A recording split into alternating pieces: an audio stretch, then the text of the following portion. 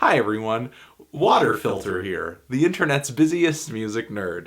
And it's time for another installment of Classics Week, where I talk a little about a essential musical album that is significant, historically is influential, and has some great music on it as well. Okay? And in this latest installment of 2014 Classics Week,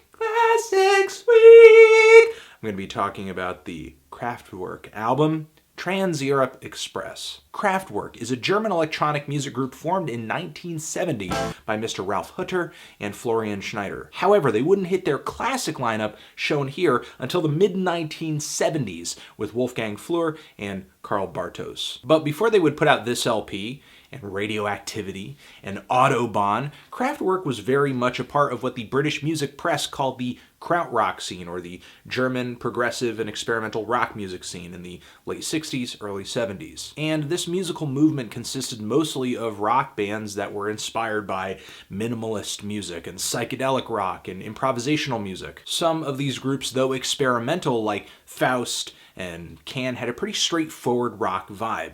Others that had more jazz leanings to them, like Embryo. There were some that were incredibly raw and aggressive, like Neu. Their album Neu 75 is one of my all-time favorites, and the band's drummer Klaus Dinger actually played in Kraftwerk early on in the band's history. And there were other groups coming out of the scene that had more electronic leanings, like Cluster and Kraftwerk. However, it would take several records and some custom-built instrumentation for them to become the electronic music godfathers they are now. When it comes to pushing the boundaries of music artistically and technologically, Kraftwerk is a pretty essential group. They helped advance the kind of sounds we could make and then showed us some really creative and interesting ways to apply them. And in that sense, they couldn't really help but be influential, since the future of music is just so closely entwined with the future of technology. And as a result, there are a lot of very successful, well-known artists out there that are deeply influenced by and appreciative of Kraftwerk's music in a very open way. Considering their impact on electronic music, it's kind of strange that Kraftwerk would be at their least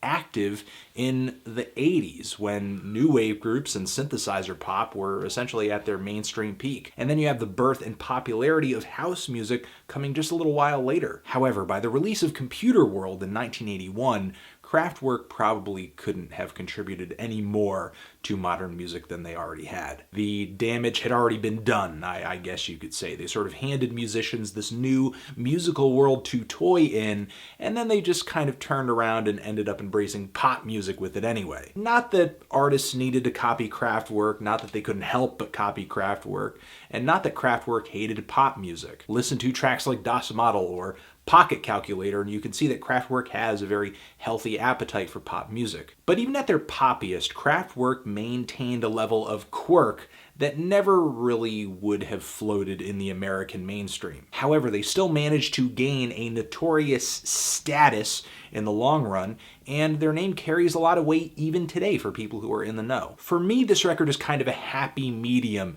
in Kraftwerk's discography. They have advanced past the previous two albums and have kind of cast off completely the rock influence that was hanging in the air on their previous records. And this LP isn't quite as poppy or as detailed as the following two albums, and Trans-Europe Express is really Kraftwerk's biggest single, so the 7 cuts on my copy of this album begin with the very charming and lovely, whimsical Europe Endless, a song that features all these really bouncy, candy-coated synthesizers, a very upbeat bass drum, hi-hat rhythmic pattern. There's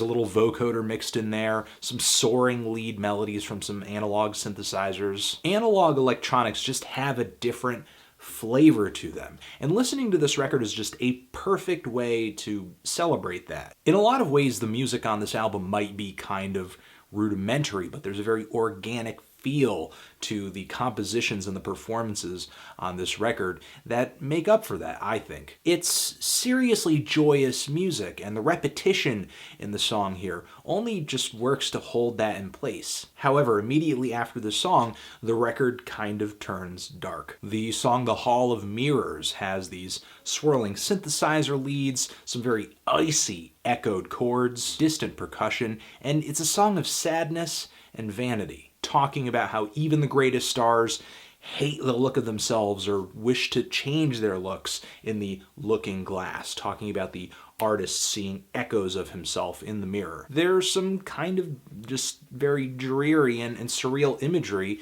in the sparse lyrics on this track. And at this point, I should note I am listening to an English version of this album. Of course, Kraftwerk being German, there is a German version of this record, which around this time in the music industry, if an artist got popular or if they wanted their music to translate to another market, it wasn't too unorthodox a practice to just re-record the song in a different language. There are cuts of the Beatles singing in German, David Bowie singing in French. You can also look online and find a recording of Johnny Cash singing Ring of Fire in Spanish. The song Showroom Dummies is almost as chilling, also has kind of a strange narrative to it too. The percussion on this track sounds like the inner workings of a clock or something like that, and this track, a lot like Kraftwerk itself, is very fitting when it comes to the story being told here. Kraftwerk, in a lot of ways, is sort of like the marriage of man and machine when it comes to the musical medium. And this song is quite literally about mannequins or showroom dummies